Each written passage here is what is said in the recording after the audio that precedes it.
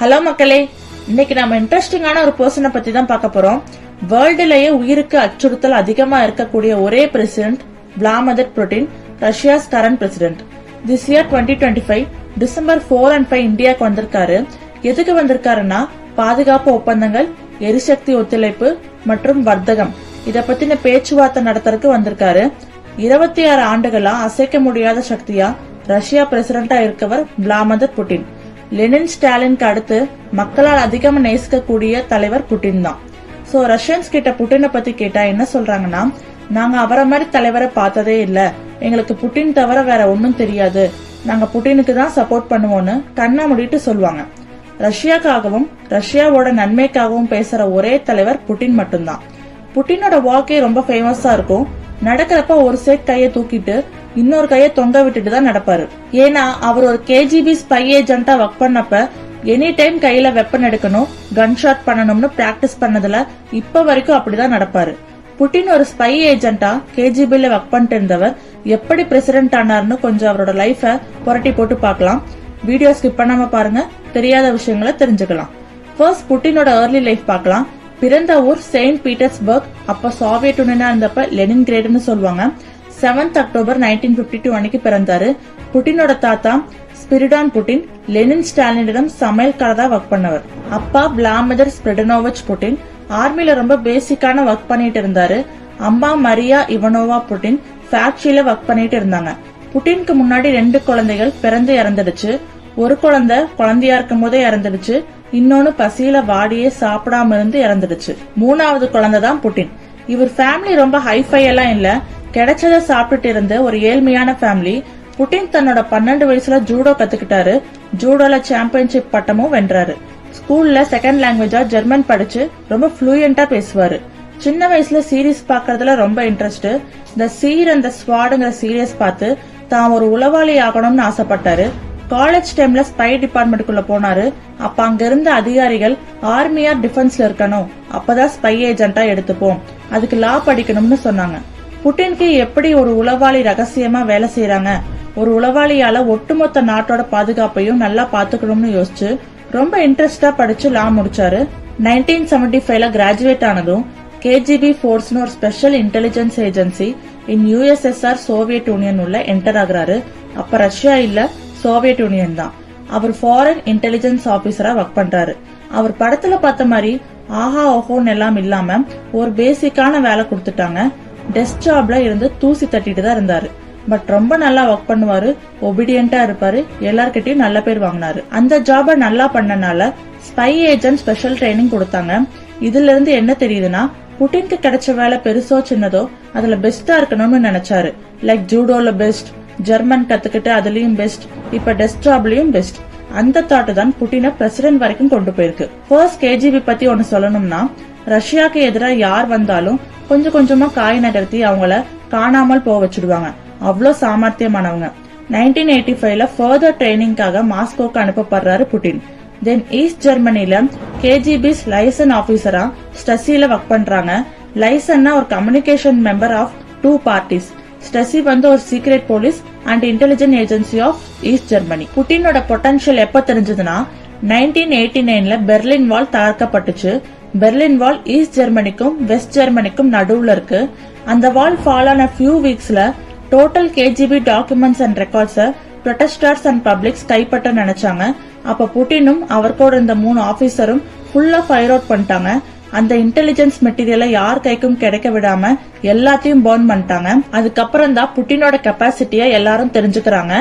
1990ல east and west Germany unite ஆகுது. 1991 அப்ப Soviet union உடைஞ்சு 15 சுதந்திர நாடுகளா பிரிக்கப்படுது. புட்டின் அந்த டைம்ல கொஞ்சம் விரக்தி ஆயிட்டாரு. அப்ப பிரசிடென்டா இருந்த மைக்கேல் கார்பச்சோவ் ரிசைன் பண்ணிட்டாரு.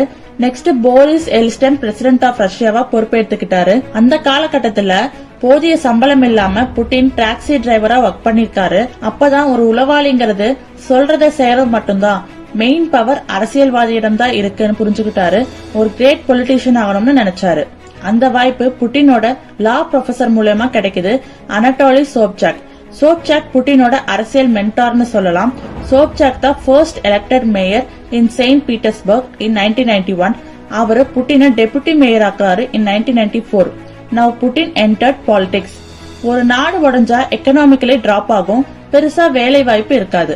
அப்பதான் first Chechen war in 1994 to 96 நடந்துச்சு. ரஷ்யா சோவியத் யூனியனா இருந்தப்ப செச்சன்யாங்கிற பிளேஸ் ஒரு அங்கமா இருந்துச்சு.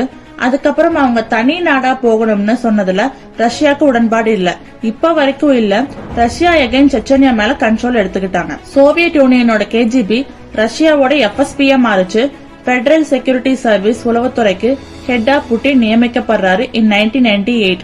அப்ப பிரசிடென்டா இருந்த எல்ஸ்டின் ஒரு பெரிய ஆல்கஹாலிக், பொறுப்பில்லாத தலைவரா இருந்தாரு. 3 ஹார்ட் அட்டாக் வந்திருக்கு. பப்ளிக் மீட்டிங்ல குடிச்சிட்டு வளரி நிறைய காமெடியான பல விஷயங்கள் பண்ணிருக்காரு. சோ ரஷ்யன்ஸ்க்கு எல்ஸ்டின் மேல நம்பிக்கை இல்ல. புட்டின் எப்படியாவது எல்ஸ்டினோட நம்பிக்கைக்குரியவராகி அவரோட ஆட்சியை பிடிக்கணும்னு நினைச்சாரு. எல்ஸ்டினை கைக்குள்ள போட நினைச்ச புட்டின் ஒரு சாதுரியமான செயலை செஞ்சாரு. எல்ஸ்டினோட கரப்ஷன் கேஸ விசாரிச்ச prosecutor general name Uri ஸ்குரட்டோவ். Yeltsin அந்த கேஸ்ல இருந்து தப்பிக்க வச்சாரு புட்டின். புட்டின் செஞ்ச வேலை எல்ஸ்டினுக்கு ரொம்ப ஹெல்ப்ஃபுல்லா இருந்துச்சு. எல்ஸ்டின் மேல நிறைய கரப்ஷன் குற்றம் சாட்டினதுல அவரோட வாரிச பிரசிடென்டா அறிவிக்க முடியல. அதனால நம்பிக்கைக்குரிய புட்டினை ஆகஸ்ட் 1999 அப்ப பிரதமரா அறிவிச்சாரு. அந்த இயர் எண்ட்லயே தற்காலிக அதிபரா நியமிக்கப்பட்டாரு புட்டின். கொஞ்ச நாள்ல பிரசிடென்ட் எலெக்ஷன் வரும், அதுல வின் பண்ணியே ஆகணும். பட் புட்டினை யாருக்கும் அவ்வளவா தெரியாது, ஓட்டும் கிடைக்காது. அதுக்கு அவர் எடுத்த ஒரே ஆயுதம் போர். Second Chechen war August 1999 to 2009 வரைக்கும் நடந்துச்சு. சேம் இயர் செப்டம்பர்ல பைனாஸ்க், மாஸ்கோ, வால்கடான்ஸ்க்னு 3 ரஷ்யன் சிட்டிஸ்ல பாம்பு பிளாஸ்ட் ஆச்சு.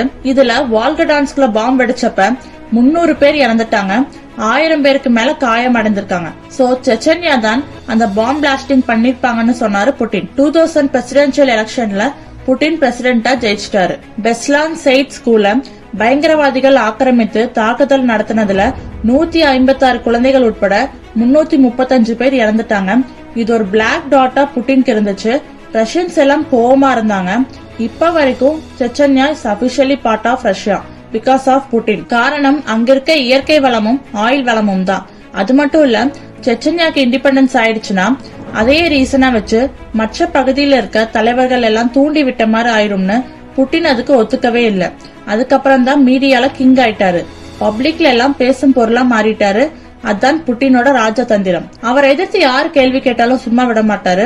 அதே மீறி கேட்டா அவங்கள மர்மமான முறையில் கொன்னுடுவாங்க, இல்லனா காணாமல் போக வச்சிருவாரு. 2004ல எகைன் எலெக்ஷன்ல வின் பண்ணி பிரசிடென்ட் ஆகிறாரு.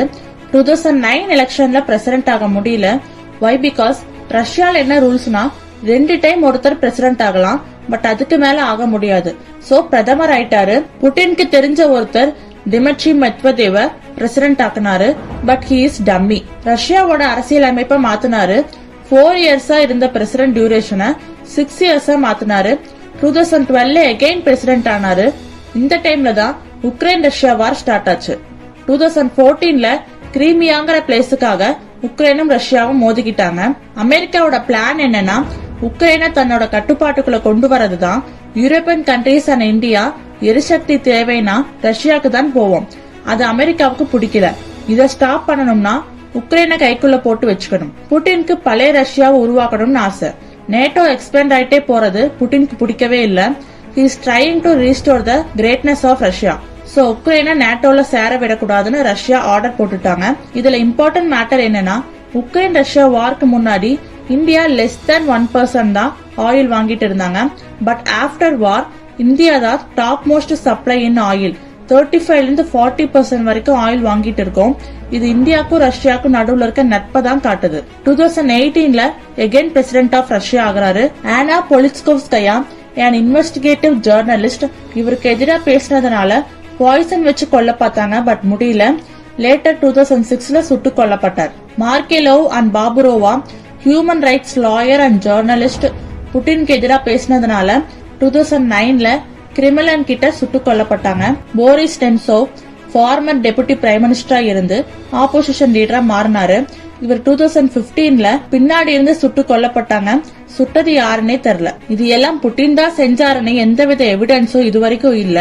பட் அவங்களை எதிர்த்தவங்க யாருமே இதுவரைக்கும் உயிரோட இருந்ததில்ல.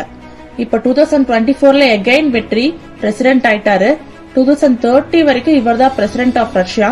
புட்டின் தான் world most powerful person time மேகசின்ல சொல்றாங்க. புட்டினை பத்தி ஒன் லைன்ல சொல்லணும்னா ஒண்ணுமே இல்லாத இடத்துல இருந்து வந்தவர் அவரோட பேச்சு திறமையாலும் புத்தி கூர்மையாலும் ரஷ்யாவோட பிரசிடென்ட் ஆயிட்டாரு. அவர் ஆட்சிக்கு வந்த அப்புறம் ரஷ்யாவோட பணவீக்கத்தை 36.5% இருந்து 6.5% மாத்தினாங்க.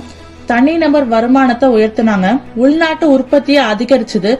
கடன் அளவை கட்டுப்படுத்தினாங்க. இன்னைக்கும் அந்த நிலைமையை தான் தக்க வச்சிட்டு இருக்காங்க. பர்சனல் லைஃப் பாத்தீங்கன்னா ரொம்ப கான்பிடென்ஷியலா வச்சுப்பாரு. அவரோட வாட்ச் பீரியட் அபிஷியலி அவருக்கு ஒரு வைஃப் தான், பட் அன்அபிஷியலி நிறைய வைஃப், நிறைய குழந்தைங்க, நிறைய பேர குழந்தைங்க இருக்காங்க. நிறைய போட்டோ ஷூட் எடுப்பாரு. அடிக்கடி வெக்கேஷனும் போயிடுவாரு. சோ புட்டினை பத்தி நிறையவே தெரிஞ்சுக்கிட்டோம். இதே மாதிரி இன்ட்ரெஸ்டிங் டாபிக் வேணும்னா கமெண்ட் செக்ஷன்ல கமெண்ட் பண்ணுங்க. நெக்ஸ்ட் வீடியோல மீட் பண்ணலாம். Thank you, by.